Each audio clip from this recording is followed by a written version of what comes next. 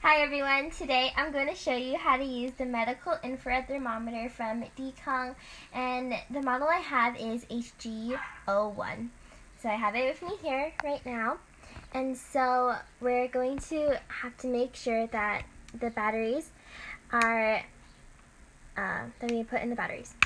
So you're going to hear a click, you're going to open it, and you're going to see that we need two AAA batteries. The positive side up is going to be here, and we're going to put one negative side up here. And then we're just going to close it. Perfect. Okay, so to turn this on, we're going to press this trigger, and it'll turn on. So it says low here, and it says low if something you're measuring is too low. So it says body here, and so when it says body, you're going to have to make sure that you are using it to measure the temperature of a body. And if you want to use it to measure the temperature of a surface, then we're going to press this button labeled set, and then it's going to change and it's going to say surface right there that you can see it. There we go. Perfect. Okay. So you're just going to press the trigger if you want to measure something. There. Awesome.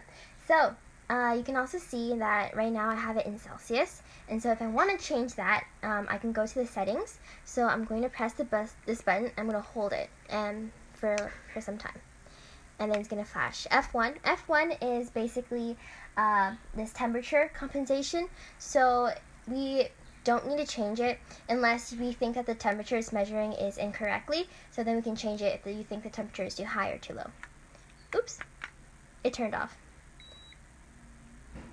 So one thing to notice is that this thermometer does automatically turn off if you're not using it.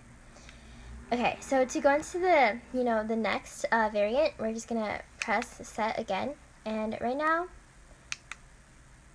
I'm just gonna turn it to F2. F2 is basically a setting for how the temperature high. So if, say, your temperature is above 38, then it'll show up as a sad face, and it'll give you a warning. So F3 is where we can change Fahrenheit and Celsius. So we can press either of these buttons here, the up or down, and it'll change from Celsius to Fahrenheit. And then F4 is the sound, and if we want the sound on or the sound off, and same thing, we can either press either of these two buttons, up or down, and you can have it without sound or with sound. And then you just press that again to exit out of settings. And that's it. That's how you use a infrared thermometer. Hope this helps.